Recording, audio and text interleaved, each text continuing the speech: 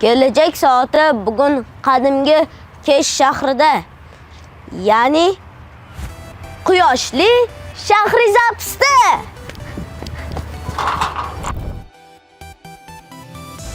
Amir Temur bobomiz Shahrisabzda tug'ilganlar va biz shuning uchun Shahrisabzda joylashgan Temurbeklar maktabi harbiy akademik litseyiga keldik. Aziz o'quvchilar, sizlar uchun kichik topshiriq. Bu video davomida necha marotaba Temurbeklar maktabi degan so'zni ishlataman. Sanab boringlar.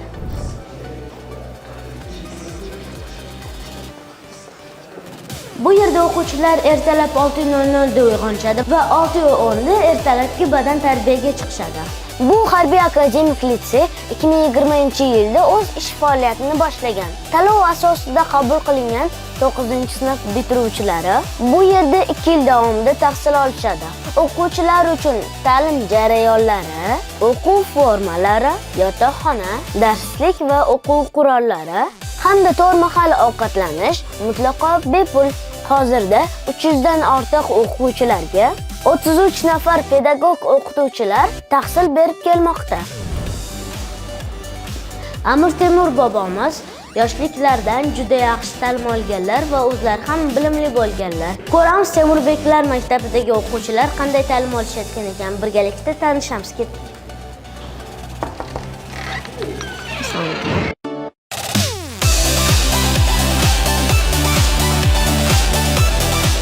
Nodirbek savol, linza deb nimaga aytilar ekan?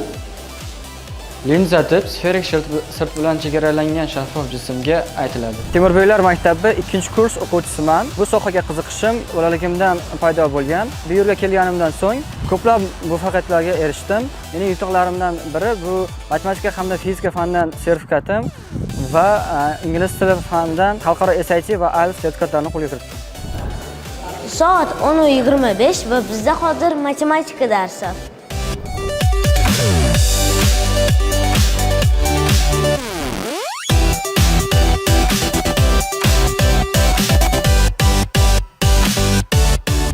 O'quv binolarida yaratilgan barcha sharoitlar, masalan, elektron doskalar va professor o'qituvchilarining yordami bilan o'quvchilar juda katta yutuqlarga erishmoqda.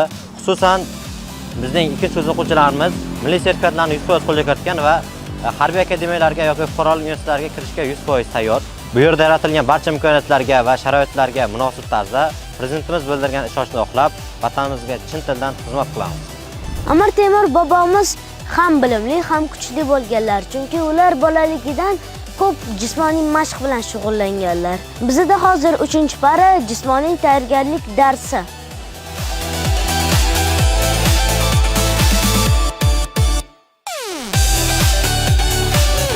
Tushlik vaqti yaqinlashmoqda. Bu yerda aytishlaricha o'quvchilar tushlikka ham qo'shiq aytib borishar ekan. Bu menga qiziq, sizgacha?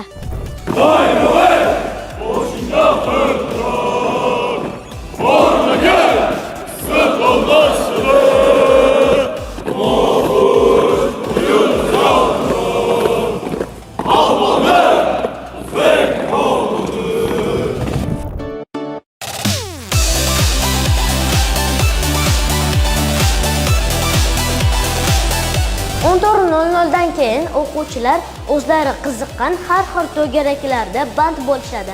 Misol biz hozir robototexnika to'garagiga keldik.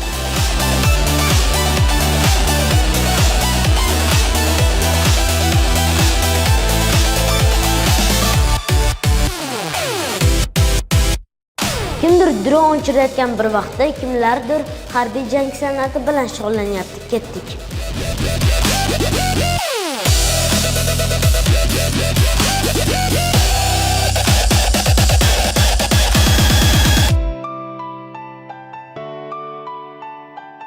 Soat 16:45 va Temurbeklar maktabida hozir mustaqil mashg'ulotlar vaqti. Biz kutubxonaga keldik.